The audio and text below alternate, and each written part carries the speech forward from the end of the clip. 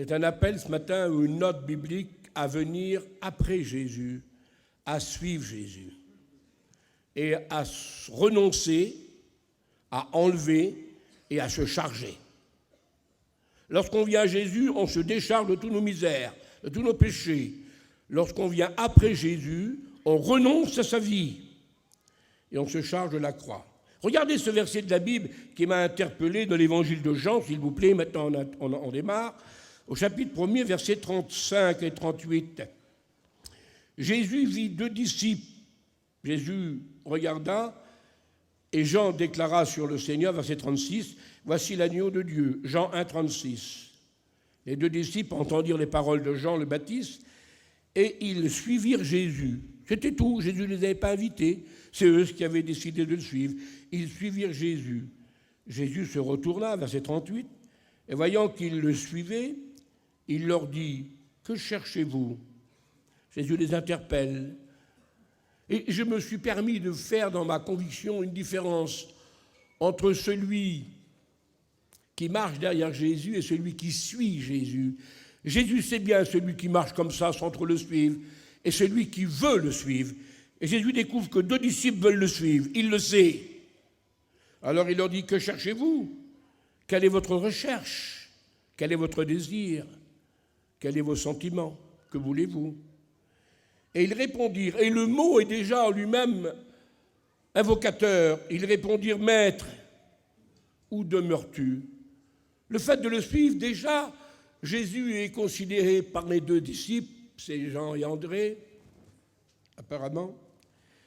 Selon l'expression de la parole du Seigneur, Jésus, là, prend la dimension qu'il doit avoir dans la vie de ceux qui veulent le suivre. On ne suit pas quelqu'un qui n'est pas un maître. Nous sommes disciples du Maître. Et c'est là où Jésus, où demeures-tu ? On veut savoir la racine, si vous voulez, l'origine. On ne veut pas faire une rencontre passagère. La Bible dit, c'est important, où demeures-tu ? Suivre Jésus, c'est quelque chose qui demeure. Ce n'est pas quelque chose qui passe, qui dure un temps, une saison, qui dure une mission. C'est quelque chose qui va se prolonger. On est béni ici à la Convention, nos frères nous apportent les paroles de Dieu du matin dans la prière à toute la journée, du soir, mais il faut qu'il y ait une continuité, comme la réunion par exemple, je veux le dire pendant que j'en ai la pensée, il ne faudrait pas, si Dieu, et que le Seigneur le fasse dans sa grâce, sa miséricorde, ouvre sur moi et sur vous le ciel, et non seulement que nous entendions la Bible, mais que nous fassions une rencontre, une expérience, un plus ou moins grand selon le besoin de nos cœurs, car c'est vous qui allez organiser dans votre vie le plus nécessaire à votre foi par rapport à l'attente de la parole de Dieu, que soyez un tel ou un tel. Je ne me mets pas en privilège ce matin. C'est notre réponse qui va faire éclore la bénédiction. C'est comme ceux qui étaient devant la croix du Calvaire. Il ne peut pas y avoir une meilleure place que la croix du Calvaire. Il ne peut pas y avoir une meilleure rencontre que la croix du Calvaire, une meilleure disposition d'esprit devant la croix du Calvaire. Et pourtant, les positions sont différentes des unes des autres. Les uns ricanent devant la croix. Quelque chose pas possible. Les autres se moquent, ricanent. Les autres insultent devant la croix. Alors d'autres que sont brisés et pleurent. Et d'autres reconnaissent, comme le centenier, la messianité du Seigneur Jésus. Vous voyez, on est pourtant devant le crucifié, le meilleur endroit, la meilleure place pour être attentif et disponible. Et pourtant, on peut avoir une autre attitude que celle de la recherche. On peut être devant Jésus ce matin, devant sa parole, devant le Saint-Esprit, devant le mot de Dieu pour nous, un des mots de Dieu pour nous ce matin. Car c'est l'un des mots, ce n'est pas que le mot de Dieu. La Bible est remplie de tous les mots de Dieu. Et pour ce matin, c'est comment le suivons-nous ? Quel est notre désir pour le suivre, notre engagement pour le suivre ? Est-ce que nous le suivons que pour être sauvés ? Alors nous sommes venus à lui. Ou est-ce que nous le suivons pour renoncer à nous et pour se charger de notre croix, pour sacrifier notre vie, pour donner notre vie ? Et tout dépend comment nous sommes là ce matin. Il y en a qui vont en rester, que Dieu me pardonne. Peut-être que je me prononce rapidement. Il y en a qui n'en resteront du début de leur foi jusqu'à la fin de leur foi. Moi, je suis Jésus pour aller au ciel. Et ça n'ira pas plus loin. Que Dieu m'aide à vous faire comprendre ça. Où demeures-tu, maître ? C'est très important cette parole ici.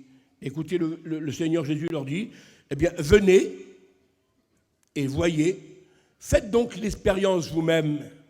Venez et voyez, faites donc l'expérience. Ils y allèrent et ils virent. Il y a plein de chrétiens qui veulent voir les effets de la grâce, les effets de la bénédiction. Eh bien, que cette curiosité spirituelle se change en expérience spirituelle. Car cette curiosité spirituelle s'est changée en expérience pour les apôtres. Ils virent et ils crurent. Et ce qui est important, c'est le verset 39, la fin du verset 39. Ils virent, ils y allèrent, ils virent, ils demeurèrent et ils restèrent auprès de lui. Cette expérience n'a pas été un feu de paille. Ils n'ont pas suivi pour un temps. Ils se sont intéressés au début. Jésus a vu leur intérêt. Il a dit, venez et voyez. Et lorsqu'ils vinrent et qu'ils virent, ils demeurèrent, ils restèrent auprès de Jésus. Et depuis ce jour-là, ils ne l'ont plus quitté. C'était fini. Ils devinrent des disciples parmi les 12. Et il faut que notre foi de chrétien, lorsque nous avons fait l'expérience avec le Seigneur, eh bien, aille jusqu'à cette vérité. Elle nous donne une stabilité, un fondement, afin non pas de passer à côté de Jésus, mais de rester auprès de Jésus. Et je fais cette allusion comme Jésus a fait la remarque pour la femme malade.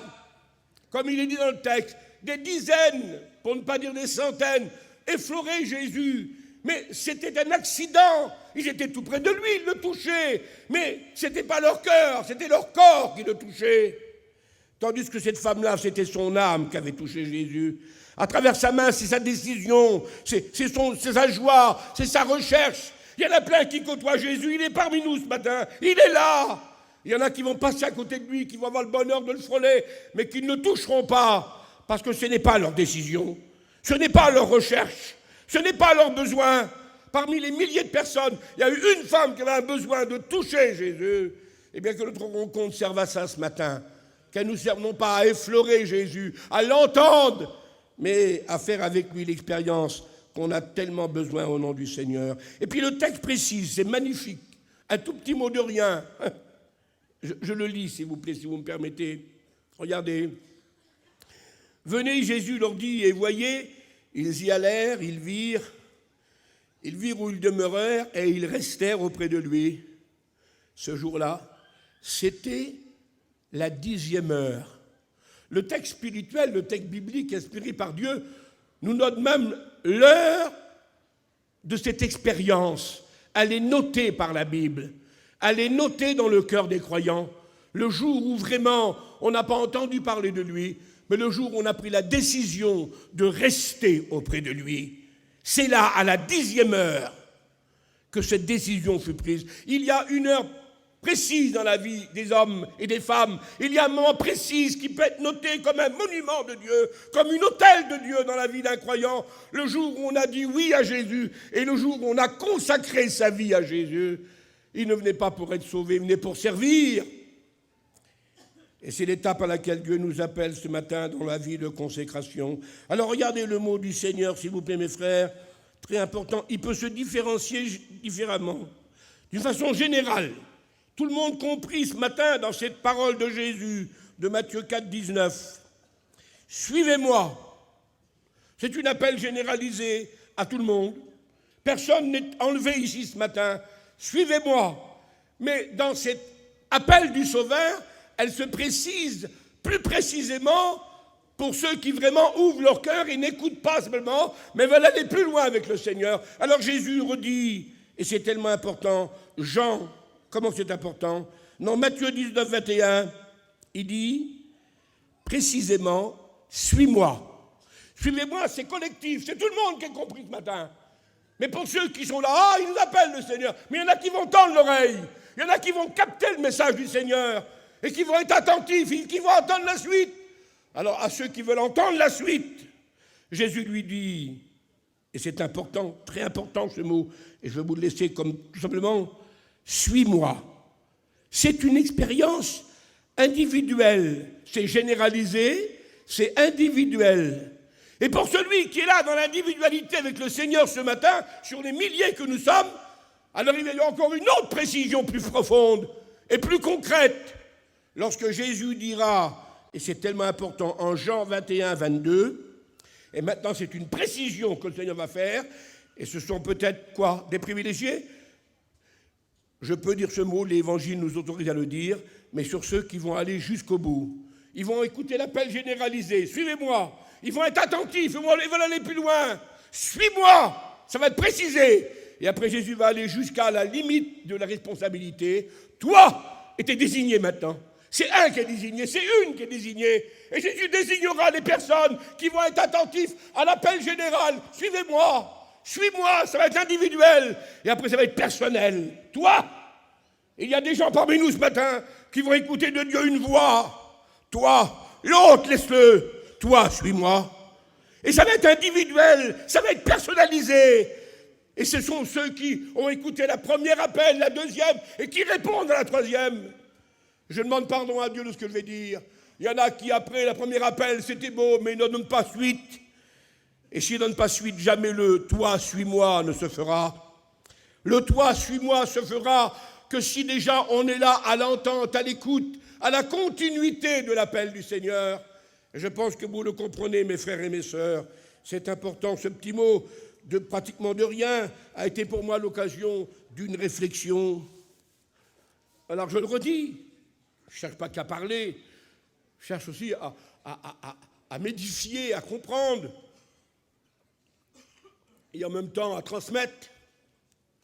Je l'ai écouté moi aussi un jour cette voix, suivez-moi, et je me suis engagé dans la masse des frères chrétiens et des sœurs chrétiennes, et puis il y a une précision qui est venue à peu près, suis-moi, j'ai compris que j'étais en cause, ça me concernait. Les autres, c'est un grand problème les autres, les moyens, les modèles sont des grands soucis. Et puis après, le fait de dire oui à la deuxième, alors il y a une précision qui se fait, sans jouer les héros, n'avons pas de mérite, c'est une grâce. Même si on va à l'extrême de l'extrême, c'est une grâce qui restera à l'appel. Toi, d'une façon personnelle, individuelle, toi, et le nom est donné, la conviction est faite. Toi, suis-moi. C'était le Seigneur qui a dit ça à l'apôtre Saint-Pierre. Parce qu'une rumeur courait parmi les disciples que ce fameux disciple Pierre allait mourir et que dans peu de temps, il serait mort. C'était le bruit qui courait. Alors il était intrigué, l'apôtre Pierre, d'écouter qu'on parlait de sa mort. Et il était à côté de Jésus. Et il a vu passer son copain, l'apôtre Saint-Jean, là, à quelques pas de lui. Alors ça bouait dans lui. Il a dit, Seigneur, c'est bien qu'on parle de moi, mais lui, là-bas, il a voulu parler de l'autre. Et c'est toujours le danger qui nous menace à nous. Tu m'appelles à moi, à me consacrer, à me donner, à travailler, à me livrer, à obéir, à être fidèle, à mourir pour toi. C'est bien, Seigneur, mais moi, tout seul alors. Et lui, là-bas, puis l'autre, là-bas. Et c'est bien souvent des entraves, notre foi. Et lui, Seigneur, que va-t-il lui arriver? Et c'est là que Jésus a précisé, lui, laisse-le, toi, suis-moi. Il se peut qu'à côté de vous, il y a des frères et des sœurs qui ne répondent pas à l'appel. Il se peut parmi nous qu'il y a des frères et des sœurs sans préjugés, sans condamnés, qu'il y a des frères qui ne resteront à l'idée « venez à moi » et ça n'ira pas plus loin. C'est le salut, rien d'autre qui leur intéresse. Et certainement pas la consécration de la foi. Ils veulent se décharger des soucis, mais certainement pas en porter. Et combien de frères ne veulent pas porter de fardeau? Combien de frères ne veulent pas partager la charge? Ils veulent bien les bénédictions, mais ils ne veulent pas les responsabilités, les soucis. Ils les fuient. Eh bien, pour ressembler à Jésus, c'est la consécration. On ne ressemblera jamais à Jésus le Sauveur. Personne. Et personne ne peut typifier Jésus Sauveur, mais on peut ressembler à Jésus consécration, obéissance, fidélité, humilité. Et ça, c'est se charger de sa croix et de le suivre. Allons un peu plus loin, si vous voulez, dans les quelques remarques de la parole de Dieu. C'est important. Alors, parmi l'évangile de Luc relate l'histoire. Chapitre 9, il y en a un qui sort des rangs pendant que Jésus parle. Et il dit, Seigneur, je te suivrai partout. Ça fait beau, ça. Sans trop que tout le monde l'entend en plus, hein. Une certaine vanité, orgueil, pardonne-moi, Seigneur. Et puis Jésus, qui est bon, qui connaît le centre même de la réalité des phrases que nous citons. Il sait si c'est la langue qui le dit, le cerveau, le cœur. C'est tout, moi je ne sais pas, hein. Mais lui c'est tout, hein. Jésus le regarde, il aurait pu dire, c'est pas vrai, c'est de la blague, ça sonne faux, je ne sais plus comment dire, de peur de dire des choses. Notre Seigneur est tellement bon, qui traduit son message pour que seulement le monsieur le comprenne et que les autres ne l'accusent pas. Il est bon, le Seigneur. Il ne veut pas que les autres l'accusent en disant « Regarde celui-là, il parle pour rien !» Les autres, ils ont vu que du bleu. Mais lui a bien compris le message. Et il s'est vu qu'il n'était pas à la hauteur de cet appel. Parce que Jésus a dit « Les renards ont des tanières, les oiseaux du ciel ont des nids, mais moi je n'ai rien !» Et personne n'a compris. Mais lui a compris le prix de la consécration. Lui a compris le prix à payer pour suivre Jésus. Et ce beau parleur, il s'est retiré et il est parti. Et l'Évangile n'en parle plus. Seigneur, qu'il n'y a pas que des parleurs parmi nous. Je t'aime, Jésus. Je veux te suivre, Jésus. Je veux t'obéir, Jésus. Même des fois avec des pleurs, dit la Bible. Au point que Dieu suprême du ciel a dit sur son peuple d'Israël, vous venez pleurer sur mon autel, en abondance. Mais ces pleurs n'ont rien de vrai, dit le Seigneur. Ce n'est pas du spirituel, c'est de la sensation humaine, rien d'autre. Il n'y a pas d'engagement. Je vais oser dire au nom de la Bible, c'est marqué dans le livre des Hébreux, concernant Ésaü, qui a vendu son droit d'aînesse, qui a méprisé la grâce qui lui avait été donnée d'être la prééminence en tant que patriarcat, hérité de la bénédiction. C'était par lui que la bénédiction devait se donner selon la lignée judaïque. Il était le droit d'aînesse. Et pour un plat de lentilles, pour un mets, pour son corps, pour son avantage, pour ses besoins, si vous voulez, pour sa chair, tout court, il a dit, ça ne m'intéresse pas la bénédiction, ça ne m'intéresse pas le droit d'aînesse, la bénédiction de Dieu, j'en ai à faire, mon ventre compte plus, et ça veut dire plein de choses, ça. Alors Jacob était désireux de la bénédiction de Dieu, tout maladroit, tout gauche qu'il était, il voulait la bénédiction de Dieu. Et Ésaü a vendu son droit d'aînesse, il a méprisé, dit la Bible, son droit à la bénédiction. Et le texte précise que plus tard, il a voulu se racheter. Laissez-moi pas donner d'explication, je n'en ai pas. Je n'ai que le texte de la Bible. Avec des pleurs, dit la Bible. Il est venu pleurer devant son père en disant « Mon père, bénis-moi, mon père, bénis-moi » Et son père, Isaac, a été obligé de lui dire « Non, mon fils, tu as rejeté la bénédiction, mais ton frère l'a désirée, c'est lui qui l'a reçue, et ne te reste plus rien. » Tant qu'on ne sait pas que c'est Dieu qui frappe à la porte, tant qu'on n'est pas conscient que c'est Dieu qui nous interpelle et qui nous parle et qui nous appelle à la réelle expérience, on peut encore jouer les innocents, tant pis si j'emploie un langage très décousu ou humain. Mais lorsqu'on sait que c'est Dieu qui est là, c'est Dieu qui nous appelle et que nous faisons toujours repousser en arrière, désirant plutôt les affaires humaines de la vie, de la chair et tout ce qu'il veut, là ce n'est pas une incompréhension, c'est un rejet. Il faut différencier une incompréhension d'avec un rejet, mes frères. Une incompréhension nous met dans la ligne du pardon. Parce que Jésus a dit, pardonne-leur, Père, ils ne savent pas. Et comme on ne sait pas, on est déjà dans le domaine du pardon. La repentance suffira pour se redresser. Mais lorsqu'on rejette ce que l'on sait, on devient responsable de son acte. Je sais que c'est beaucoup de dire ce matin et que ça peut rendre responsable une grande partie de notre assemblée, y compris moi-même. Il a été préférable que tu ne saches pas, plutôt que de savoir et de ne pas mettre en pratique. Nous ne sommes plus des ignorants. Nous avons besoin de maturité, c'est sûr et certain, de grandir en Dieu. Mais notre connaissance de la parole, notre amour de la parole, et à vous voir présents par milliers ce matin, nous sommes tous là désireux de la bénédiction de Dieu. La bénédiction de Dieu, ce n'est pas un mat de cocagne où le plus agile parmi nous va monter plus haut et va décrocher le gros lot. La bénédiction de Dieu, c'est une recherche du cœur, de l'âme, un désir profond à laquelle sont conviés tous les enfants du Seigneur ce matin. Alors cet homme-là, vous voyez, il avait des mots, mais ce n'était pas vrai. Sa prière n'était pas vraie. Son désir n'était pas vrai. Ses phrases n'étaient pas vraies. Je pense que nous ne sommes pas comme ça, Seigneur. Nous ne ressemblons pas à ces hommes-là, que Dieu nous pardonne. Nous ne voulons pas afficher quelque chose. Nous voulons être une réalité au nom du Seigneur. Merci, Seigneur. Que Dieu nous y aide. Alors regardez le texte aussi, il est important, très important, parce que le deuxième personnage, lorsque le Seigneur parle, le deuxième, Jésus lui dit, toi suis-moi. Et Jésus précise, il a un privilège énorme, énorme. Une invitation personnelle et directe de Jésus à le suivre. Et lui, il avance ou il met comme prétexte d'inconvénient ou de retard. C'est important, cette parole du Seigneur. Laisse-moi d'abord ensevelir mon Père. Selon la tradition judaïque, les enfants devaient prendre soin de leurs parents, ce qui est biblique, est évangélique. Et peut-être d'aller jusqu'à l'idée de ne rien engager tant que les vieux parents est encore présents. Bon, c'est une chose, ça, et je n'ai pas à discuter sur ces choses-là aujourd'hui, c'est lié à la tradition. Mais pourtant, Jésus, lui, il est précise.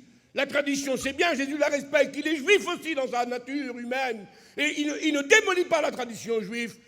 Mais Jésus dit, laisse les choses de cette vie, il emploie la phrase du texte que nous avons, laisse les morts ensevelir leurs morts, et toi suis-moi. Jésus veut qu'on dépasse le statut de tradition humaine, familiale, parentale. Il faut que le Christ passe avant toute chose dans ma vie et dans votre vie. Jésus ne nous a jamais demandé de haïr nos parents, nos pères, nos mères, nos frères, nos sœurs. Il n'a même pas dit de rejeter tout, Jésus, comme ça en bloc. Il a dit, si quelqu'un préfère, il a employé le mot préférer, faire passer avant, ça veut dire. Si quelqu'un fait passer avant son père, sa mère, ses frères, ses sœurs, ses terrains ou sa maison, il ne peut pas me suivre. Ça veut dire que Jésus ne dit pas qu'il faut tout rejeter en bloc, mais il faut que tout ça devienne secondaire, que Jésus reste prioritaire dans ma vie et dans votre vie. Et il faut le dire, moi en tous les cas je le dis pour moi, c'est facile à dire, facile à prier, vous savez, les pharisiens ne se gênaient pas, hein, mais lorsqu'il s'agit de le mettre en pratique, il faut une dose de consécration et une dose d'humilité et une dose d'amour et d'obéissance pour le faire. Vous savez, à celui qui obéira, Jésus en demandera plus. Je veux vous le dire ici, et vous le savez fort bien. À celui qui obéira, Jésus donnera davantage. Le Seigneur donne à celui qui a, il enlève celui qui a peu. Il est exigeant, le maître. Abraham, oui, Seigneur, quitte ton pays, ta famille, ta parenté, la maison de ton père. C'était déjà un grand sacrifice. Mais il a consenti de le faire, il était dans la possibilité de le faire. Et Jésus, c'est Dieu qui parle, a donc déjà testé son serviteur. Ça peut être nous aussi les croyants ce matin, les pasteurs bien sûr, mais aussi les croyants. Il a obéi, on verra s'il va plus loin. Parce que pour devenir ce que Dieu a voulu qu'il devienne, ce grand personnage d'Abraham, le père de la foi, le père des croyants, du judaïsme et de l'Église, parce que toute l'Église est quand même fondée sur la promesse d'Abraham, le salut vient des Juifs, et c'est à cause de cet homme-là qu'a obéi à la racine. Bénédiction, source de bénédiction. Dieu lui dit plus tard, Genèse 22, ça c'est Genèse 12. Il y a 10 chapitres qui séparent Genèse 12 de Genèse 22. Il y a peut-être un long temps qui séparera l'appel du salut à l'appel de la consécration.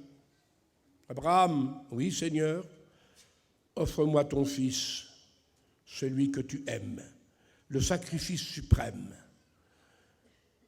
Et c'est vrai que Dieu ne nous demandera pas Genèse 22 si nous n'avons pas obéi à Genèse 12. Peut-être que nous sommes bien contents, nous, enfin moi en tous les cas.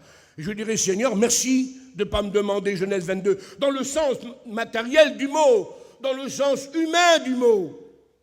Jamais le Seigneur nous demandera de sacrifier mon fils ou ma fille. Ça, à ce niveau-là, il ne le fera pas. Il ne nous dira pas de tuer nos petits. Mais il nous dira de faire passer Dieu avant nos petits. Il nous dira de faire passer Dieu avant nos pères. Il nous dira de faire passer Dieu avant nos traditions, avant notre propre chair, avant notre propre corps. Le sacrifice était matériel avec Abraham. Le sacrifice est spirituel avec nous. Il faut que nous puissions faire passer Dieu dans la priorité des priorités. Et jamais Dieu ne pourra dire sur nous, sur moi, il n'y a pas de vaine gloire à faire entendre ça.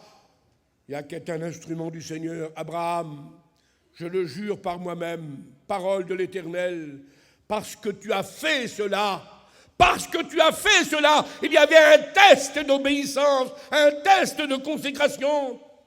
Parce que tu as fait cela, non seulement tu auras un nom changé, tu ne seras plus Abraham mais Abraham, mais je te bénirai à l'infini. Tu seras une source de bénédiction, une source qui ne tarit jamais. Elle coule encore, la promesse faite à Abraham, et le judaïsme attend son accomplissement. Elle s'est transformée par la grâce en Jésus-Christ. Ce ruisseau dans lequel nous buvons, sa racine, promesse, est sortie de Dieu en Abraham, duquel est issu le Christ selon la chair, ainsi que toutes les promesses faites à l'Évangile. Alors voyez le deuxième personnage, lié par les affaires de la vie et les traditions humaines, il a manqué le coche lui aussi de suivre Jésus. Et puis le troisième, c'était plus simple, mais c'était aussi un handicap. Laisse-moi, Seigneur, prendre congé de ma famille. Un détail peut-être. Jésus a dit, tu me suivras, même si tu n'as pas de lieu pour dormir, dans le domaine des renards et des oiseaux. Tu me suivras avant même les traditions humaines du père et de la mère, ou les domaines de la vie. Tu me suivras même avant même le souci d'ordre familial. Laisse-moi prendre congé de ceux de ma famille. Et combien de braves serviteurs de Dieu, je ne veux pas citer de nom, je n'ai pas de nom à donner en plus, moi, parce que je suis dans le lot, dans ce domaine-là, que Dieu me garde de parler aux autres et de ne pas parler à mon cœur. Mais combien d'hommes, on les voit les hommes de la Bible, on les voit les hommes d'aujourd'hui, non pas qu'ils sont devenus des grands pasteurs, mais qui sont devenus des sources de bénédiction. Ce sont des gens qui ont dit comme les apôtres, Seigneur, nous le verrons ce mot, nous avons tout quitté, et nous t'avons suivi, tout quitté. Et si on analyse le mot, pour les apôtres, ça veut dire plein de choses. Nous y reviendrons si le temps nous le permet. C'est important que Dieu nous y aide. Quiconque ne porte pas sa croix et ne me suit pas ne peut être mon disciple, a dit le Seigneur. Suivre en portant sa croix, c'est-à-dire en acceptant la mort du corps, la mort de la personnalité. Le salut nous a apporté la grâce, le pardon, la justification, mais dans un corps avec des besoins, des soucis, et qui a besoin d'être maîtrisé. La grâce nous a apporté le pardon. La consécration, c'est la mort du corps, c'est différent. Je traite durement mon corps, disait Paul. Ça faisait des années qu'il était sauvé, mais il avait encore à agir à l'égard d'une impulsion humaine. Je ne fais pas ce que je veux, je ne marche pas à l'aventure. Je ne veux pas être rejeté. Il va jusqu'à ce mot-là. Et si on devrait réfléchir sur ce mot, il nous donnerait beaucoup d'explications. Je ne veux pas être rejeté. Ce n'est pas possible. Ça serait possible, Seigneur Jésus, après avoir prêché aux autres. Mais quel? Le corps, avec ses exigences qui me détourneraient de la voie, de la volonté de Dieu. Que Dieu nous y aide. Et je considère, je l'ai dit, je le dis encore ce matin, considère cette phrase comme une phrase de réflexion pour vous. Et pour moi, bien sûr, à partir de ce brave Simon de Cyrène, que vous connaissez tous dans la Bible, bien sûr, celui qui a porté la croix de Jésus, là. Hein. Apparemment, c'était un noir. Hein. Cyrène, c'était en Afrique du Nord. Hein. Et il revenait des champs, c'était un cultivateur de la Bible, il revenait des champs. Il n'aurait pas voulu se trouver là, le monsieur. Il aurait voulu se trouver à 1000 lieues à la ronde, mais pas là. Il n'a vraiment pas eu envie de porter la croix de Jésus, le monsieur, mais pas du tout. Ce sont les Romains qui l'ont forcé. Ils le forcèrent à porter la croix. Quel fardeau la croix pour lui, Seigneur. Quel souci la croix pour lui. Il l'avait sous les épaules. Mais alors la meilleure des façons du Seigneur permet que je me débarrasse de cette croix et que je m'en vais. Il portait la croix parce qu'il était forcé de le faire. Alors que Jésus a dit, si quelqu'un le veut, c'est un acte volontaire que de porter la croix. Ça s'est fait avec Simon de Cyrène d'une façon forcée. Mais jamais Jésus ne forcera quelqu'un de porter la croix. Il vous invitera à accepter la croix, c'est le salut. Mais la porter, c'est la consécration, c'est différent. Et Simon de Cyrène, dès qu'il a eu l'occasion de se débarrasser de la croix, il a fait « Ouf, me l'a soulagé !» Et si la croix est un fardeau pour vous, ça veut dire que votre expérience de la foi n'est pas terrible. Pardonnez-moi si je vous choque. Parce que si notre expérience de la foi est une réalité, alors porter la croix n'est pas un fardeau, c'est une bénédiction. C'est le Sadhu Sundarsinh qui a dit « Si quelqu'un porte la croix le portera. » La croix n'est pas un fardeau, disait-il, c'est des ailes. Et c'est tellement important. Alors j'espère que la majorité des croyants ici ne sont pas comme Simon de Cyrène, porter la croix occasionnellement parce que c'est presque une obligation, vous savez. Non, ça doit être une joie, bien qu'elle nous appelle au renoncement, à l'obéissance, à la mort du corps, à la soumission parfaite, à la souffrance aussi, parce que la croix, c'est aussi la souffrance physique. Et la consécration nous appelle à cette vérité-là. Non pas à être des martyrs, parce que Jésus ne fait pas de nous des martyrs, mais des hommes volontaires qui donnent leur vie. Personne ne peut nous l'apprendre. Comme Jésus, nous donnons volontairement. Que Dieu nous y aide de le dire comme ça. Allons un peu plus loin, si vous voulez, pardonnez-moi, très simplement. Regardez, par exemple, l'exemple. Elle est répandue de cette façon-ci.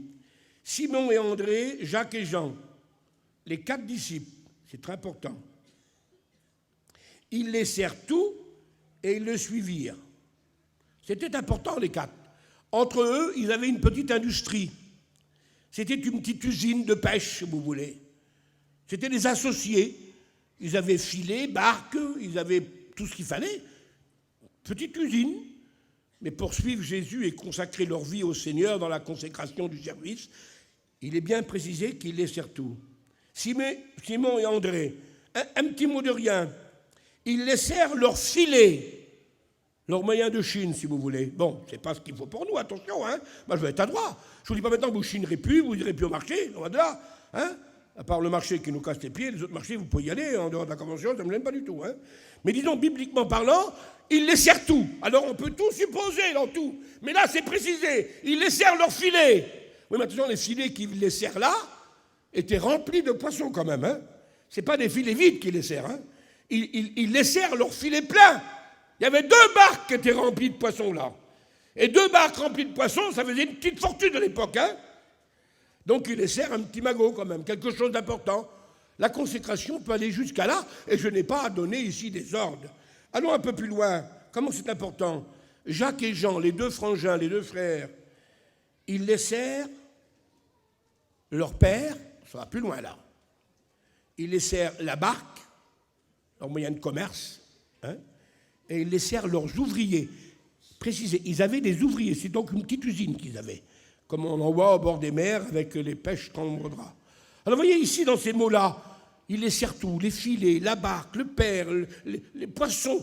Seigneur, mais c'est la consécration la plus complète, la plus totale. Et je n'ai pas envie de discuter sur tous ces mots-là.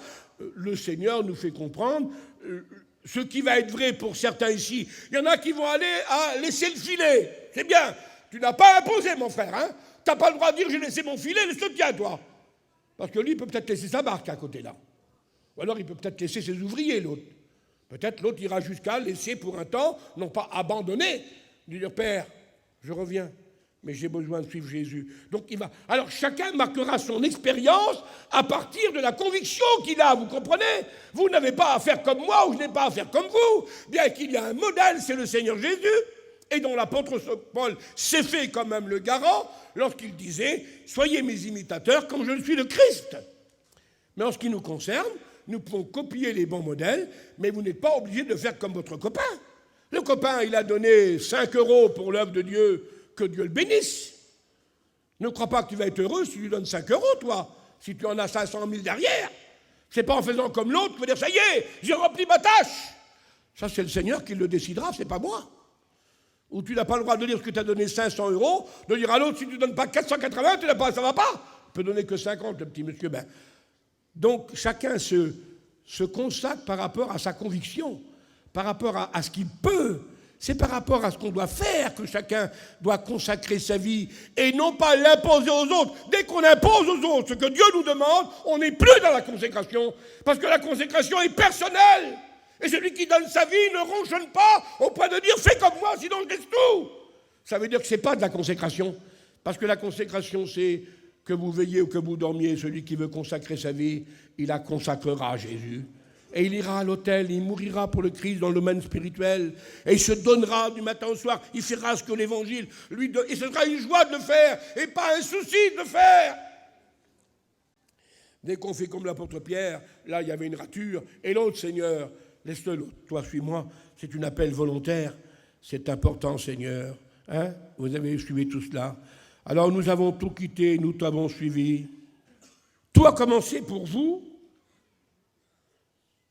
Et puis ceux qui sont dehors, et moi, bon, c'était pas le même cas, mais c'est pareil, ça revient au même. Comment ça a commencé ma façon de suivre Jésus? Eh bien, Bartimée peut être un exemple. Un miracle s'est fait dans ma vie. L'un, c'est miracle de guérison. L'autre, c'est miracle de découvrir la grâce. L'autre, c'est miracle de transformation qui s'est fait. Quelque chose s'est illuminé en nous. Bartimée en est un exemple. Il retrouva la vue, un miracle dans sa vie, une découverte de Jésus. Jésus qui guérit, Jésus qui sauve, Jésus qui transforme. Ah, découverte de Jésus. Il retrouva la vue et il suivit Jésus sur le chemin. Et nous avons tous engagé notre voie avec le Sauveur à partir d'une intervention divine. Les uns peuvent dire, frère, c'est parce que j'ai été guéri que j'ai découvert Jésus. Frère, c'est parce que j'ai vu un miracle que j'ai découvert Jésus. Frère et sœurs, c'est parce que j'ai vu la vie transformée. Mon sentiment s'est transformé. On a vu une intervention divine, nous avons senti une intervention divine, et nous avons tous suivi. Alors tout s'est commencé par là. Alors ils, c'est au singulier, mais il y a aussi un pluriel. Ils recouvrèrent la vue, c'est une équipe là. Et des fois, il y a des petits réveils en masse. Il y a des réveils individuels, personnels. Et puis, il y a des fois, il y a des réveils collectifs, des équipes ensemble, des régions, des comtés, des peuples qui se convertissent. Mais c'est toujours la même chose. Ils recouvrèrent la vue et ils suivirent Jésus. Et le texte précise, et ça c'est bien peut-être pour notre mission, bien que je crois à la conversion en masse. Elle est peut-être plus facile pour nous que des milliers se convertissent ensemble. Mais néanmoins, il faut quand même une plus grande vigilance. Il faut vérifier. Bon, on peut pêcher à la ligne, on peut pêcher au filet. Jésus nous le dit. Alors, Jésus le dit, il a dit, jette l'hameçon sur l'apôtre Pierre. Alors, l'hameçon, c'est un poisson, hein. Donc, Jésus a dit, maintenant, jette le filet. Le filet, c'est 50 poissons, 100 poissons. Donc, que le pasteur gagne une âme ou qu'il gagne 10 âmes, il y en a qui pêchent au filet, il y en a... Il ne faut pas pêcher, c'est avec l'eau de Javel, hein. Il ne faut pas pêcher avec ça. Il ne faut pas tricher non plus. Il faut être des vrais pêcheurs et pas des destructeurs. Bon, ça, c'est une autre chose. Alors, on peut pêcher au filet, mais on peut pêcher aussi avec l'hameçon. Écoutez ce que dit la Bible de l'évangile de Jean 6, 2. Une grande foule le suivait à cause des miracles qu'il faisait. La foule était interpellée. Et il y a eu des réveils quelque part. Je vois les Actes des Apôtres, chapitre 8. Toute la Samarie s'enflamme. Des miracles, des conversions, des baptêmes dans le Saint-Esprit. Parce que le Christ s'est fait connaître. Et le comté tout entier a suivi Jésus. Rappelez-vous la petite bourgade de Sichar. Petite bourgade, un petit pays, je ne sais pas combien d'habitants qu'il y avait, moi. La femme de Samarie. Le Seigneur a pêché à la Gaule, l'hameçon. Il l'a attrapée, elle a été sauvée. Et elle, directement, elle a été le moyen de traduire ça à sa petite bourg. Et toute la petite bourgade est venue. Combien il y avait de personnes, je ne sais pas. Et là, Jésus a prêché pendant 2 jours. Ça devait être beau, baron Noël. On lui demandera de faire une mission, on commencera là-bas haut, on l'écoutera prêcher. Vos pasteurs, vous les mettrez de côté. C'est lui le grand prédicateur là-bas. Ça va être beau, Jésus. Et Jésus a prêché pendant 2 jours dans cette petite bourgade. Il a bouleversé ce petit pays. Et après, ils ont vu partir Jésus pour aller plus loin en mission. Ils ont regardé la femme, ils ont dit, c'est bien ce que tu nous as dit. Mais tu sais, si on croit en lui, c'est plus à cause que tu nous en as parlé, toi. Mais nous savons nous-mêmes, véritable expérience. Nous savons nous-mêmes qu'il est vraiment, nous-mêmes, vraiment, ça consigne l'expérience d'une personne, ça. Nous-mêmes, vraiment, vous comprenez ça? C'est vraiment quelque chose de réel. Nous savons nous-mêmes et vraiment qu'il est le sauveur du monde. Vous voyez, il y a des conversions, des fois des pays, des bourgades, des personnes. Mais ce qui est important, c'est que 1, 2, 3 000, tous, après être sauvés, suivent Jésus.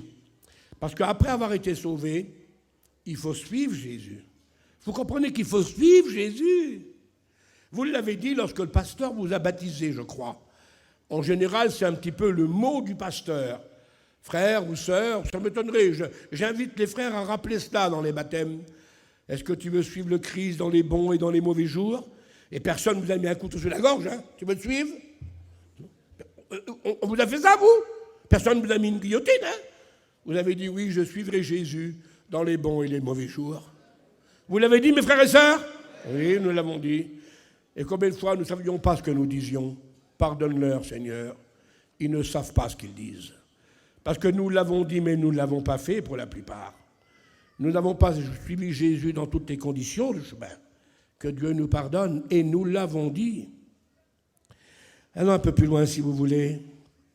Dieu nous y aide. Le resté spirituel de ceux qui suivent Jésus. Réaction.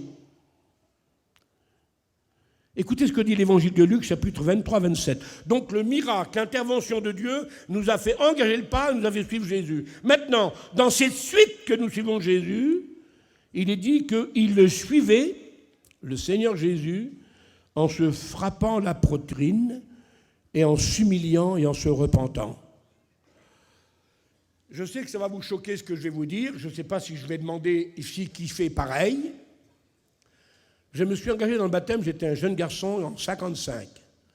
J'ai écouté les premières réunions en 1953 à la rue du Renard, comme la majorité de nos frères chrétiens qui étaient là sur le centre parisien. Le réveil venait d'éclater. Mans venait de se baptiser en 1952. Ça fait donc depuis 1955, ça fait donc 53 ans. Je ne veux pas parler de mon expérience, ça ne sert à peu de choses.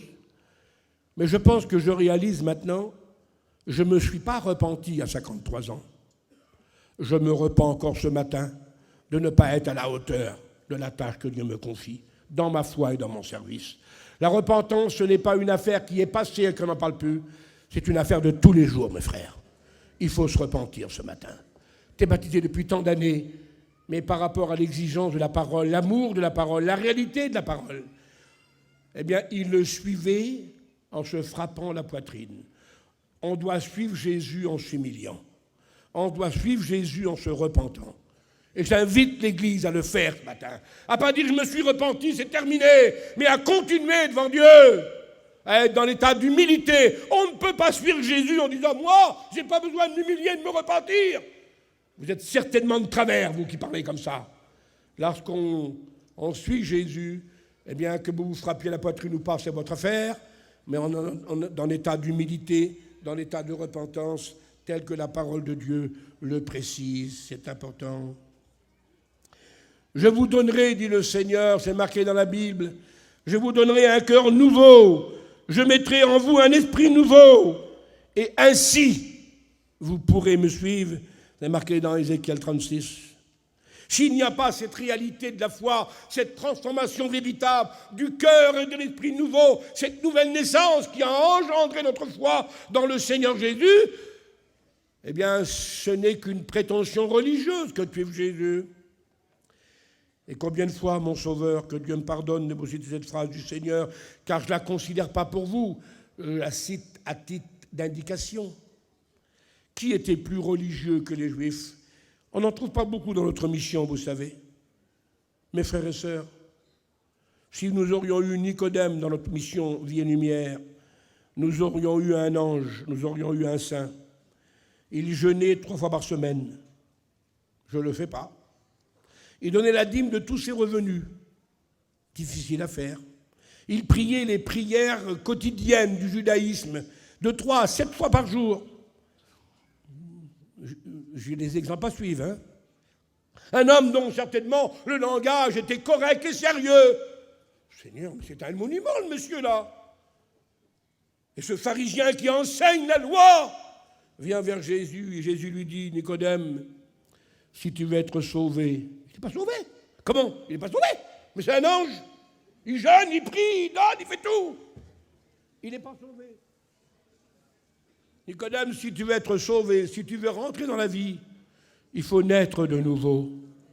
Il connaissait la Bible du bout des ongles, il citait tous les chapitres et tous les versets. Il connaissait toutes les prières, il connaissait tous les commandements. Et Jésus a dit, Nicodème, si tu veux rentrer dans la vie, si tu veux être sauvé, il faut naître de nouveau. Alors que Dieu fasse que nous prions, que nous jeûnions, que nous donnions, tout ça fait partie de la foi. Mais à partir de l'expérience prioritaire, vitale, cette rencontre avec le Seigneur. Vous me suivrez parce que je vous donnerai un cœur et un esprit nouveau. Et que le Seigneur Jésus le fasse, sinon nous serions des pharisiens. Et c'est là la parole de Jésus, difficile à entendre. Et pourtant, on ne va pas la rayer de la Bible. Il n'y a pas de pharisiens parmi nous. Merci Seigneur. Puis de toute façon, les pharisiens, on ne les crucifie pas. On parle de Jésus pour qu'ils viennent à Jésus. Paul en était bien, il est bien devenu un grand serviteur de Dieu. Nicodème aussi, Joseph d'Arimathée aussi, membre des Sanhédrins en plus. Jésus a dit sur les Juifs religieux, ce peuple m'honore des lèvres, ce que les religieux savent bien faire, mais leur cœur est très loin de moi. Il y a une différence entre celui qui prie et celui qui vit. C'est deux choses différentes. Et j'invite le peuple ce matin à mettre un plus à notre prière, à suivre Jésus d'une façon véritable. Merci Seigneur. Merci Seigneur. Alors, la première raison, c'est suivre Jésus à cause du miracle. Deuxième raison, suivre Jésus à cause de la repentance continuelle. La troisième raison, elle est marquée dans le texte, Marc 11, m'excuse du texte. Ceux qui le suivaient s'écriaient avec force, « Hosanna! Hosanna !» Je suis Jésus parce que le miracle s'est fait dans ma vie. Je suis Jésus parce que je suis en état d'humilité constante. Et je suis Jésus parce qu'il n'y a qu'une seule chose qui compte dans ma vie, c'est Hosanna, gloire au Seigneur. Le glorifier, lui donner la gloire. Parce que si nous le suivons sans qu'il soit glorifié, c'est pas vrai. Votre façon de le suivre doit le glorifier. Car si le Christ n'est pas glorifié, alors vous ne le suivez pas. Et je ne le suis pas. Parce que pour tout disciple qui suit Jésus, Jésus en tire sa gloire. On le suit en criant Hosanna. On le suit en renouvelant le miracle. On le suit dans la communion et dans la repentance. Et on le suit dans le miracle. Il le suivait en criant Hosanna. Gloire à Dieu. Et il faut que notre suite de chrétiens, notre marche de chrétiens, puisse réunir en elle, dans sa vie, ces trois vérités. Et je vais un peu plus loin. Luc 18, 43. Il le suivait et glorifiait Dieu. C'est le même mot qu'Hosanna, si vous voulez. Il glorifiait Dieu. Hosanna, c'est le texte. Glorifier Dieu, c'est la traduction plus facile, adaptée à tous ceux qui sont les plus simples. On comprend mieux le mot glorifier Dieu que Hosanna, ça veut dire quoi? C'est de quelle langue? Ça veut dire que tu le traduis dans ton expression ou dans l'expression vulgaire, enfin, pas vulgaire, simple de la vie. Ce qui est important, c'est que tu le suis dans le mot biblique savant de Hosanna ou dans le mot plus compréhensible de ta vie en glorifiant Dieu. N'essayez pas de parler le latin, l'hébreu, le javanais pour suivre Jésus. Ayez une bonne vie qui le glorifie. Maintenant, si vous voulez rajouter le latin, le javanais, ça ne me gêne pas du tout, moi. Hein. Mais ce n'est pas la peine d'être un hébreu pour être spirituel. Hein. Un simple français peut l'être. Hein. Un simple gitan peut l'être. Adaptons notre vie spirituelle au diapason du Seigneur. Merci, Seigneur. Et puis, cette formation du disciple, Marc 6, ses disciples le servaient et le suivaient. Et maintenant, on va le suivre en le servant. Maintenant, on va le suivre en travaillant. Maintenant, on va le suivre en faisant quelque chose. Car si quelqu'un le suit, il est obligé de faire quelque chose. Jésus n'accepte pas qu'on le suive sans le servir. Suivre Jésus implique d'être fidèle, mais implique d'être utile. Et nous devons suivre Jésus en le servant. On le suit dans tous ces modèles que nous avons lus dans la Bible. Et je pense que vous l'avez compris. Et je continue un peu plus loin. Écoutez, mes frères, suivre Jésus maintenant dans la soumission, dans l'obéissance. Ces brebis entendent sa voix et ils le suivent. Ce n'est pas les autres qui le suivent, c'est ses brebis à lui, parce qu'ils connaissent sa voix. C'est l'intimité, la communion, la soumission. Alors voilà toutes les catégories de personnes ou de raisons pourquoi on suit Jésus. J'en ferai un résumé. Écoutez, quelle parole forte. Cette parole est vraie pour la plupart de nous, du début de notre foi. Et je ne dis pas que ça n'existe plus, attention, hein. Je vois un tout petit changement, pas besoin d'aller plus loin, hein. On se regarde chacun de nous ce matin. Écoutez ce que dit Jérémie 2,2. « Je me souviens de ton amour quand tu étais jeune. » Ta première fougue pour Jésus, ton feu, ton zèle pour moi. Je me souviens de ça, dit le Seigneur. Tu me suivais même dans le désert. Il n'y a rien dans le désert. Hein. Il n'y a aucune valeur, aucun intérêt. Hein. On ne gagne rien dans le désert. Hein. Il n'y a pas de distraction dans le désert. Il n'y a rien. Mais il y a Jésus. T'es là, Seigneur. Mais je vais au désert aussi, moi. Lorsqu'on est dans l'amour de Dieu, on le suit même dans le désert. Il n'y a aucun intérêt dans le désert, aucun profit, aucun avantage. Mais il y a celui que l'on aime. Alors on va vers celui que l'on aime. Et je me souviens, dit le Seigneur, de ton amour quand tu étais jeune. Tu me suivais même au prix du désert. Alors, il y en a que s'il n'y a pas un oasis, ils ne mangent pas. Hein. S'il n'y a pas des palmiers, s'il n'y a pas des sources d'eau, ils ne suivent pas. Hein. Parce qu'il faut tous les avantages. Hein. C'est un peu Lot, si vous voulez. Hein. Abraham a suivi au désert, sur la montagne. Lot a dit, je ne marche pas, moi. Hein.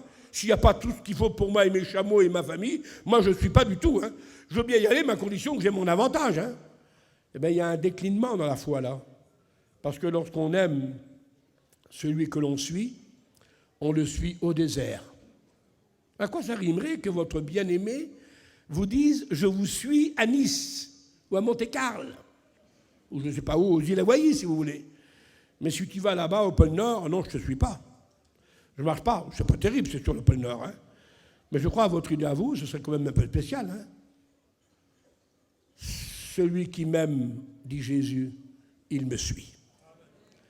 Même au désert, et que le Seigneur nous y aide à la gloire de son Saint-Nom. Et puis l'Apocalypse, ça leur donne une précision. Là, ça veut dire tout. 14, 4 de l'Apocalypse. Ils suivent l'agneau partout où il va. Alors là, il n'y a plus de direction. Hein. Tu vas là-bas, on marche. Tu vas là-bas, on marche. Partout où il va, ils suivent l'agneau. C'est l'obéissance totale et complète de tous les endroits. La consécration officielle en suivant l'agneau partout. Quand tu étais jeune, disait Jésus à l'apôtre Pierre, tu allais où tu voulais. C'est ce que tu voulais un petit peu. Hein.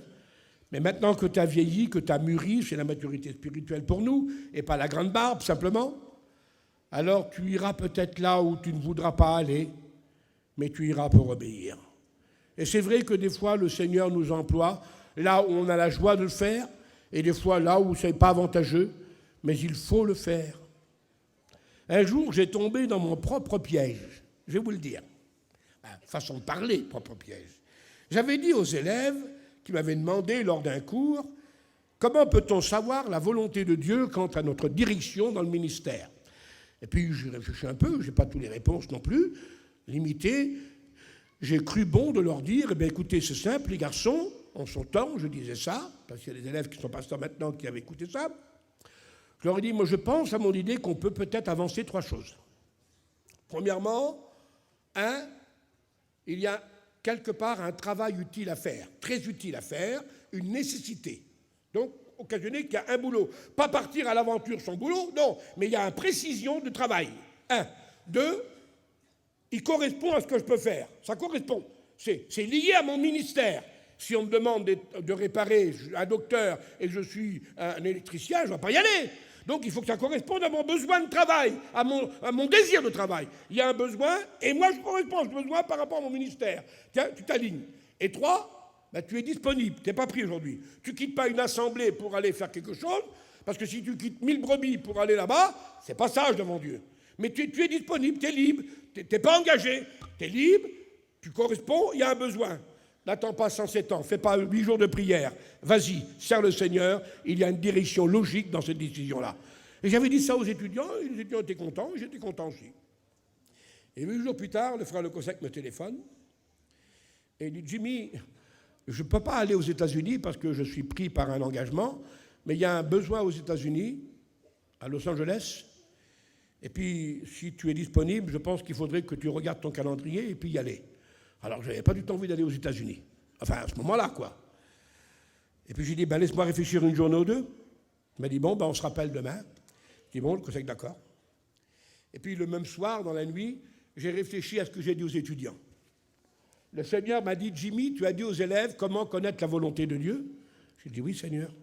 Tu leur as dit, il y a un besoin. J'ai dit, oui, Jésus. Tu as dit qu'il fallait correspondre aux besoins. Je dis oui, Jésus. Tu as dit que si tu étais libre, tu pouvais le faire. J'ai dit oui, Jésus. Alors cherche pas à comprendre. Il y a un besoin, tu corresponds, tu es libre, fais-le. J'ai pris le téléphone, lui dit conseil, prends-moi mon billet, je pars. J'ai tombé dans mon piège, si vous voulez. Eh bien, ça arrive très souvent. C'est une analyse naturelle et simple. Et puis, je n'ai pas joué les héros, je ne suis pas parti en vacances. Il y avait un besoin là-bas, on y a resté quelqu'un. Si je ne me trompe pas, je pense que frère René est avec nous, avec notre vieux frère Rome Nono. Et nous sommes rendus utiles pendant une quinzaine de jours. Peu importe, ce n'est pas l'émission, c'était répondre aux besoins. Eh bien, lorsqu'on est en train de suivre Jésus, on n'essaye pas de faire sa volonté. Je sais qu'elle est toujours en contradiction avec celle du Seigneur. Vous comprenez bien quand même. Comprenez bien. Je n'ai pas à faire de confidence extra ici. Je le dis parce que vous êtes mes frères et vous priez pour nous, je le sais. Tout le monde ne nous lance pas des pierres, et il n'y en a pas beaucoup qui nous lancent des pierres, et merci à Dieu. Tout le monde ne nous crie pas à mort, heureusement. La majorité prie pour nous. C'est vrai, mes frères et sœurs? Je le sais que c'est vrai. On ne tiendrait peut-être pas trop longtemps. Mais vous ne priez pas pour des anges, vous priez pour des hommes, vous priez pour un président qui a un caractère spécial, soupolé. Et je sais une seule chose, c'est si Dieu n'est pas avec notre mission, si Dieu n'est pas avec la direction, si Dieu n'est pas avec les pasteurs, si Dieu n'est pas avec nos églises, il y a longtemps que tout serait détruit. Pourquoi on tient? C'est parce que Dieu tient la maison. C'est parce que Dieu est présent. Et parce que nous sommes d'accord avec l'Écriture. Voilà, voyez, notre garantie de sauvegarde. Parce que tu as gardé ma parole. Et nous voulons garder et structurer notre mission, non pas sur une structure d'organisation des hommes. Ce n'est pas un tel ou un tel qui parle, c'est l'Écriture. Et tant que nous laissons l'Écriture faire prédominance chez nous, nous garderons notre structure et nous grandirons dans la structure. Et je veux dire pour votre joie, peut-être que nous le ferons dans un bilan un jour. Je voulais faire dans cette rencontre, mais je demanderai l'accord de la direction. Et si Dieu nous donne notre convention nationale, je vous y convie à tous. Nous aurons une après-midi ensemble avec les chrétiens, les engagés, ainsi que les frères en priorité, nos sœurs aussi, bien sûr. Nous aurons un bilan d'entretien, de discussion, pour vous faire savoir la structure de la mission, les avoirs de la mission, les joies de la mission, et peut-être aussi les inconvénients, et tenir compte aussi peut-être des points de vue de nos frères les plus anciens. Mais je voudrais vous dire devant Dieu, je le dis parce qu'on dort en paix, on a plein de soucis, on a plein de fatigue, mais je dis comme le psaume 4, de temps en temps la diabète me fait un petit problème, les fourmis arrivent en grand nombre, mais je le dis, je me couche et je m'endors en paix, car notre Seigneur est avec nous. Chrétiens, écoutez ce que je vais vous dire au nom de la direction. Écoutez ce que je vais vous dire au nom des pasteurs et au nom de vous tous. Vos responsables peuvent se tromper. Votre président peut se tromper. Mais je le dis à mon honneur et à l'honneur de la direction. Votre président et votre direction et vos pasteurs ne peuvent pas tricher. On peut se tromper, on est des humains. On n'a peut-être pas choisi toujours la même chose, la meilleure des choses. On n'a peut-être pas vu bien clair dans peut-être certains détails. On peut se tromper, mais on ne triche pas, parce que nous aussi, nous rendrons compte à Dieu pour vous. Nous rendrons compte à Dieu pour vous et pour nous, mes frères. J'ai en pleine conviction devant Dieu qu'avec vous, nous suivons Jésus. D'ailleurs, je ne vous dis pas ce matin, suivez Jésus. Je vous dis, suivons Jésus. Et faisons-le à la hauteur de l'Écriture, et non pas à la dimension que nous nous donnons nous-mêmes ou que nous donnons aux autres. Je vais pas conclure, j'ai encore une petite page, donnez-moi encore un quart d'heure, c'est important. Merci Seigneur. Voilà la parole de l'apôtre Saint-Pierre. Voilà l'exemple suprême. 1 Pierre 2,21. Ah, moi je fais ce que je veux, mon frère. Moi je suis ceci. Et je ne voudrais pas mettre les ethnies en cause aujourd'hui, parce que nous avons des modèles ethniques au niveau de tradition humaine. Moi j'en ai rien à faire avec le modèle humain. Chacun mange, l'autre sa soupe, l'autre ses haricots, l'autre des harissons, que je fasse. Ça ne me gêne pas. Moi, je mange des harissons, j'ai la manouche. Ça ne plaît pas aux autres. Mais ils mangent en petit bout de rouge. Ce n'est pas un péché pour moi, vous comprenez? Ah, tout ce qui est contre la parole de Dieu, tout ce qui est contre l'Écriture, il n'y a plus de manouche, il n'y a plus de gitane, il n'y a plus de rome, il n'y a plus de yéniche, il n'y a plus de voyageurs, il y a le chrétien de la Bible. Mais à part ça, tant que je pourrais garder ma tradition traditionnelle gitan, ben, je la garde, ça ne me gêne pas. Mais mon modèle, ce n'est pas les manouches qui me le donnent. Ce n'est pas personne qui me le donne. Écoutez ce que dit l'apôtre Pierre. Christ nous a laissé un exemple afin que nous fassions ce qu'il a fait. Attention, pas simplement écouter ce qu'il a dit, mais faire ce qu'il a fait. Parce qu'il ne s'agit pas de dire « j'ai écouté l'exemple de Jésus », mais faire ce que Jésus a fait. Et vous savez, dans Jean 13, lorsqu'il a donné l'exemple, je vous ai donné un exemple afin que vous suiviez mes traces. Il s'est humilié en lavant les pieds des disciples. Voilà le vrai modèle pour vous tous. Et si j'aurais l'autorité de le dire aujourd'hui, ce matin, je le dirai très fort. La cassette l'enregistrera et vous pourrez l'écouter. Vous ne suivez pas les manouches. Vous ne suivez pas les Roms. Vous ne suivez pas les gitans, ni les voyeurs, ni les yéniches. Mais tous ensemble, nous suivons Jésus. Parce que le patron s'appelle Jésus. Et c'est lui qui a laissé les traces d'exemple, afin que nous suivions ces traces. Alors examinez votre mode de conduite, examinez votre structure, examinez votre doctrine, examinez votre mode de vie. Est-ce qu'elle correspond aux traces de Jésus? Jésus a laissé les traces dans la Bible, et c'est ces traces-là que nous suivons. En ce qui concerne la mission, nous essayons de les suivre le plus près possible, même dans les empreintes même, sans jouer au grand monsieur. Mais nous mettons tout notre honneur et toute notre joie à suivre les traces de Jésus. Nous avons reçu une mission. Non seulement c'est de bien nous conduire, mais c'est de vous conduire au ciel. Et nous voulons le faire en étant, comme dit l'apôtre Pierre, le modèle du troupeau. Et ne voyez rien d'autre, ne voyez pas de vaingloire, mes frères, mais voyez que la volonté de Dieu, à ce que vos pasteurs et vos responsables le fassent non seulement en prédication, mais le fassent aussi en exemple. Et alors, dans cette vie spirituelle où nous suivons Jésus, le miracle n'a pas eu lieu au début, mais il se continue toute la vie. Ah, quelle belle parole de Dieu, 1 Corinthiens 10 et verset 4. Pendant 40 ans, nous, ça fait 55 ans, 58 ans bientôt. Et si le maître tarderait, tout le temps de notre foi, notre mode de vie évangélique. Les assemblées de Dieu depuis 1930. La Pentecôte depuis 2000 ans. Et chacun à son tour. Mais pour ne parler que notre peuple, depuis ces presque 60 ans bientôt. Et ça va continuer jusqu'au jour où le maître nous enlèvera. Ce n'est pas une expérience passée. C'est une expérience renouvelée. Écoutez, 1 Corinthiens 10, 4. Ils buvaient un rocher qui les suivait. Le rocher les suivait, Seigneur Jésus. Je dirais même, c'est mieux. Ils suivaient le rocher. Mais le texte emploie cette phrase comme ça.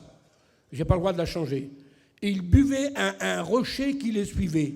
Ils n'ont pas bu au rocher. Ils ont tous les jours bu au rocher qui les suivait. Et pendant les 40 années, le rocher faisait couler son eau. C'était chaque jour une expérience miraculeuse, renouvelée. Ils suivaient avec un miracle. L'eau était abondante. L'eau était abondante. Un jour, je ne sais pas ce que c'était, une extase, une vision, je ne m'en rappelle même plus. Parce que j'en ai pas beaucoup. J'en ai eu 2 dans ma vie. Je ne pense pas que je dormais. J'ai vu 2 jeunes petites filles de chez nous, notre mission, là, dans une convention, qui avaient chacun, comme autrefois, avant, moderne, maintenant vous avez aussi terne, ils avaient chacun leur petit bro, là, et puis ils allaient, il y avait une pompe qui était tout à fait au bout du terrain, ils allaient prendre l'euro. Alors j'ai vu ces 2 petites, c'était loin, au moins 500-600 mètres. Je leur ai dit, mes filles, il y a une pompe juste derrière, là. Il y avait un petit jardin derrière. Il y avait une vieille pompe, vous savez, à bras comme ça, là. Puis je l'avais découvert, moi. Je dis, c'est pas la peine d'être là-bas, mes petites.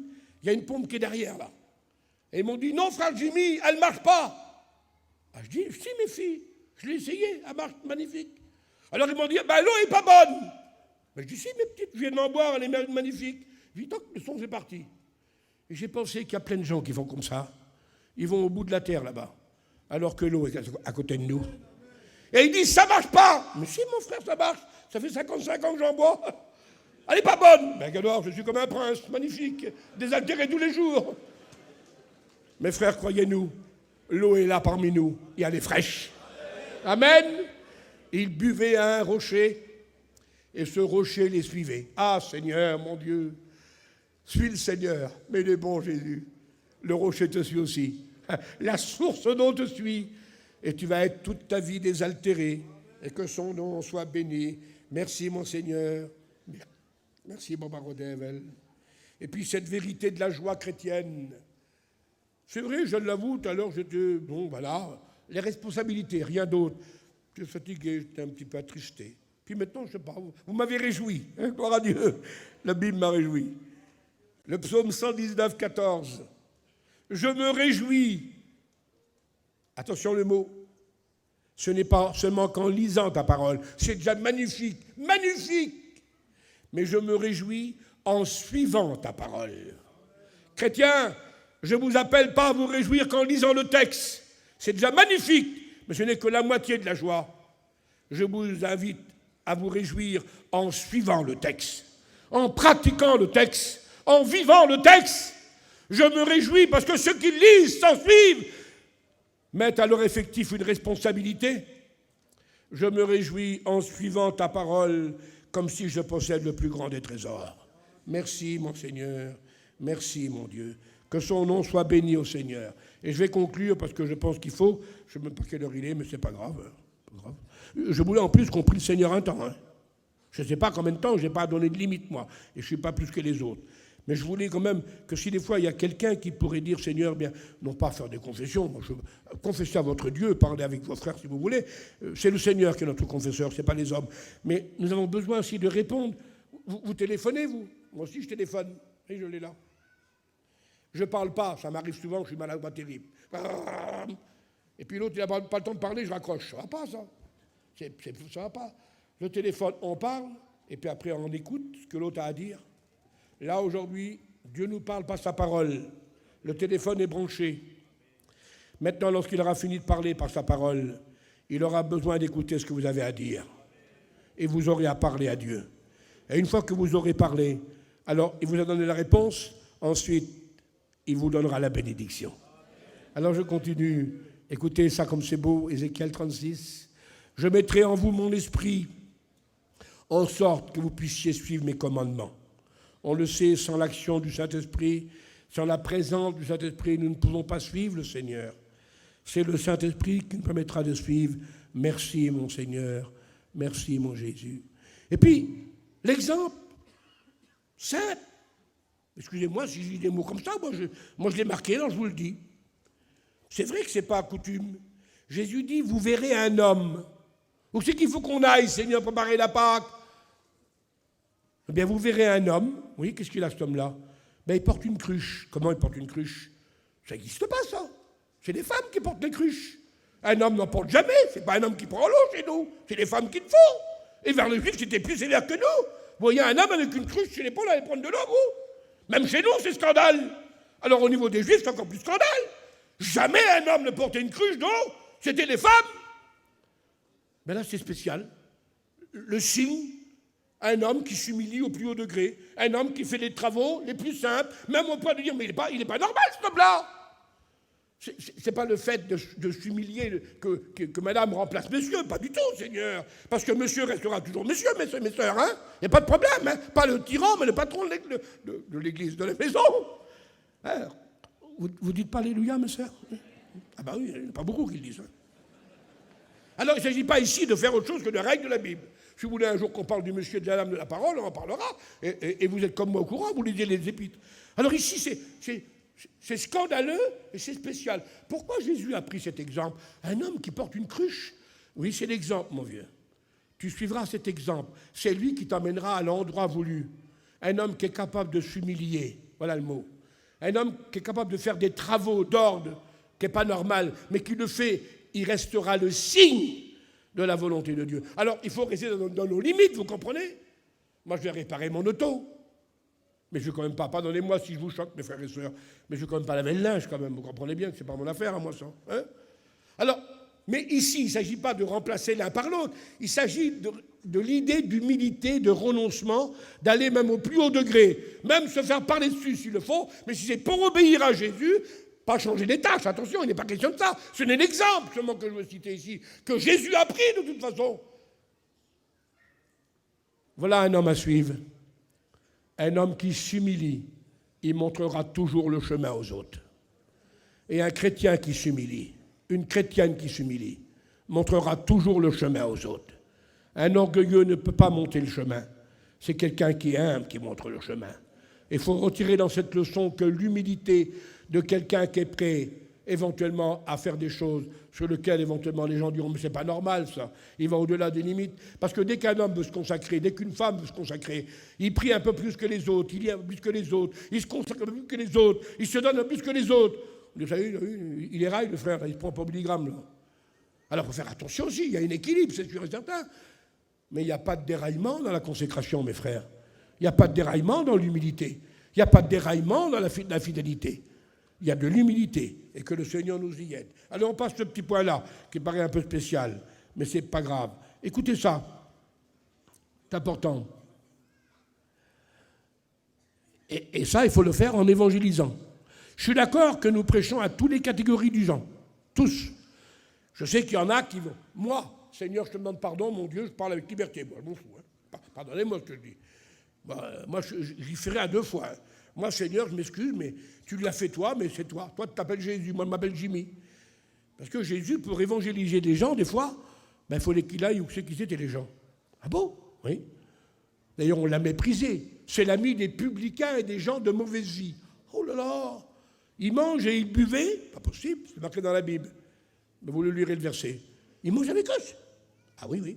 Non pas pour faire comme eux, mais pour les sortir du diable et pour les emmener à Jésus-Christ. Alors je voudrais vous dire ici un mot de la Bible. Ce que je vais vous dire, c'est...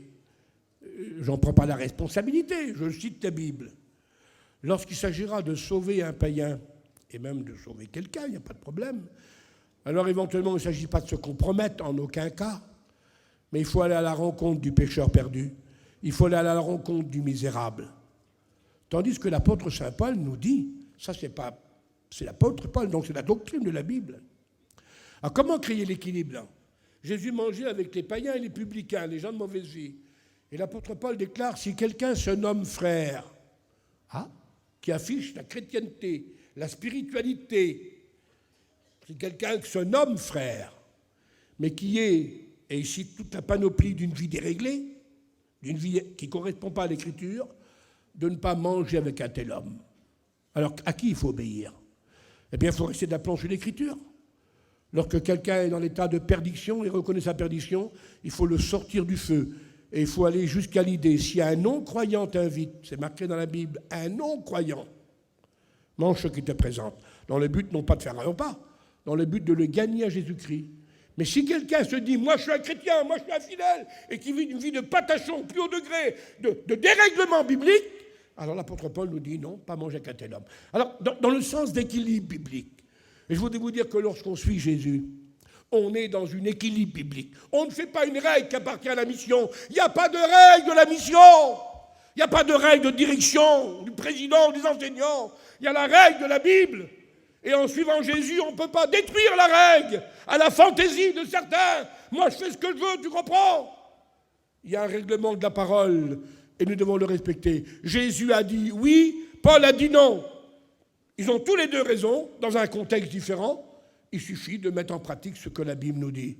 Alors, mes frères, notre loi en suivant Jésus reste la parole et nous devons, n'oubliez pas, le mettre en pratique à la gloire de son saint nom. Merci, Seigneur. Et puis Jésus nous dit ça. Vous qui m'avez suivi, la récompense va être là. Vous serez assis sur des trônes. Sera assis sur les trônes, dit le Seigneur, la récompense de la foi. Non pas n'importe qui, mais vous qui m'avez suivi. C'est marqué dans Matthieu 19, 28. Jésus ne parle pas pour rien dire. Et je rappelle cela, mes frères et sœurs, à la parole du Seigneur. Et ce mot que je viens de vous dire, mais qui est fort, Galates 6 et verset 16, écoutez l'apôtre dire, paix, miséricorde sur tous ceux qui suivent cette règle. Ceux qui suivent la règle. J'en ai parlé, et je ne l'ai pas sur moi, mais je vous en dis un mot. Vous savez ce que c'est qu'une règle, bien sûr. Un mètre, si vous voulez, une règle. Et je l'ai essayé à l'école biblique ici, je vais vous le dire. J'ai dit aux étudiants, et je l'ai fait avec honnêteté devant Dieu. Les élèves peuvent le dire ici. J'ai pris ma craie, et sur le tableau, sans la règle, j'ai essayé de faire un trait droit. Automatiquement, j'ai fait mon possible. Je ne suis pas un expert. Mais le plus grand expert ne pourrait pas le faire non plus. Il va être à peu près correct, mais il ne sera pas droit, ce n'est pas vrai. Parce qu'il y aura toujours un petit chuchotement. Et après, j'ai pris la règle et j'ai mis la craie. Il était droit comme la règle, pas de problème. Pour rester toujours droit, il ne faut pas s'imaginer. Il faut la règle, mes frères. Et en dehors de la règle, vous n'êtes pas droit. C'est pas ce que vous pensez, vous, parce que vous aurez toujours des hésitations, moi aussi. La première chose de la règle, c'est qu'elle nous permet d'être droit. Jamais faire des zigzags. Et la deuxième chose de la règle, elle a un début, et puis elle a une fin. Et la règle, c'est ce qui est dedans, pas ce qui est dehors. Ce qui est avant, c'est plus la règle. Ce qui est après, c'est plus la règle. Il y a une ligne de conduite dans la règle. On ne va pas avant, on ne va pas après. On ne dépasse pas ce qui est marqué. N'allez pas au-delà de ce qui est écrit. Et notre structure, non seulement c'est de rester droit, mais c'est de rester dans le plan de Dieu. De rester dans les limites de la règle. De ne pas faire autre chose que les limites. Malheur à celui qui rajoute à cette règle, malheur à celui qui enlève à cette règle. Et puis vous savez aussi que la règle, selon la loi française, elle doit être reconnue officielle. Elle est poinçonnée par le tampon de l'État. Sinon, ce n'est pas vrai. Là, la règle qui est poinçonnée par Dieu et par le Saint-Esprit, et depuis tous les millénaires, elle reste debout, comme la règle infaillible. Elle est comme notre angle de l'âme, et nous bénissons Dieu. Et si quelqu'un viendrait, voilà la règle, faites-le, vous allez voir chez vous tout à l'heure, et vous me direz vos idées. Prenez un petit morceau de bois, et prenez la vraie règle poinçonnée, et faites une limite, coupez le morceau de bois, et mettez la règle de côté. Maintenant, prenez un morceau de bois, mesurez-le sur votre morceau de bois que vous avez fait. Vous allez voir au bout du 10e morceau de bois, vous n'aurez plus copié sur la règle. Vous aurez copié sur un morceau de bois qui se ressemble à la règle. Vous verrez que vous serez loin de la règle. Vous aurez rétréci, vous aurez agrandi. Pour ne pas se tromper, on revient toujours à la règle. Après 1000 mesures, on revient à la règle. Après 2000 ans d'histoire, on revient à la règle. Et nous ne voulons pas faire autre chose que la règle. Merci Seigneur. Alors que la paix et la miséricorde soient données à tous ceux qui suivent cette règle. Merci Seigneur. Merci Seigneur. À lui la gloire. Et puis alors cette parole du Seigneur avant de conclure, c'est l'éternité que devant nous, dit Ésaïe le prophète. Ils rentreront dans la paix, ils se reposeront de tout le chemin qu'ils auront parcouru pour avoir suivi la volonté de Dieu. Le repos nous sera donné, mes frères et sœurs, et je ne veux rien insinuer, je vous lis le verset de la Bible, moi, j'ai rien à dire. Par rapport à cela, c'est important. Caleb était un vieux monsieur avec une barbe blanche très belle, et il dira lui-même, « Moi, Caleb, j'ai suivi pleinement la voie de l'Éternel. » Et tous les hommes de la Bible, ils en ont fait autant à la gloire du Seigneur. Suivre la voie de l'Éternel. Alors je voudrais vous dire ici, notre mission est engagée, je vais arrêter là, je ne n'irai pas plus loin, est engagée dans ce processus d'une suite biblique. Les premiers qui ont suivi le Seigneur, ce sont les apôtres. Après les apôtres, c'était les pères apostoliques. Après les pères apostoliques, c'était les pères de l'Église.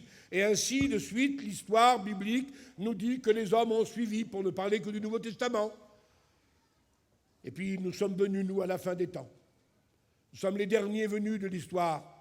Et je voudrais ici non pas dire des exagérations, mais je dis ce que je crois, ce que je confesse et ce que j'affirme ce matin, c'est que nous sommes certainement parmi vraiment ceux de la dernière heure, la dernière section, si vous voulez, car il y a eu plusieurs sections qui ont été appelées, et à la 11e heure, c'était la fin, il ne restait plus grand-chose. Le dernier a reçu le même salaire que le premier. Les premiers ont travaillé toute la journée, tout le jour, et puis le dernier venu, il a reçu son salaire, c'est une chose, ça. Il y a peut-être des derniers qui arrivent, eh bien, ils rentrent dans un champ de travail, ils rentrent dans une structure biblique, et on ne démolit pas la structure qui est établie, on ne change pas la règle à suivre. C'est pas un homme, c'est pas une mission, c'est pas une organisation que nous suivons, mais c'est le Seigneur Jésus. Et avant que je prie Dieu, que nous prions quelques minutes ensemble, je voudrais rappeler ce que j'ai dit dans l'introduction, car j'en ai dit assez, en vous remerciant. Que tous entendent, Jésus dit ce matin, et je suis dans le lot, « Suivez-moi » Plus précise, personnellement, « Suis-moi » Qui va écouter ça? Et Jésus va pointer du doigt quelqu'un. En général, tout le monde, en général. Il n'y aura pas de chouchou parmi nous, mais quelqu'un spécial qui acceptera et qui ira jusqu'à la suite. toi, précisément, tu me suivras. Mais ce n'est pas l'appel au salut, c'est l'appel à la consécration. Alors il appelle le Seigneur.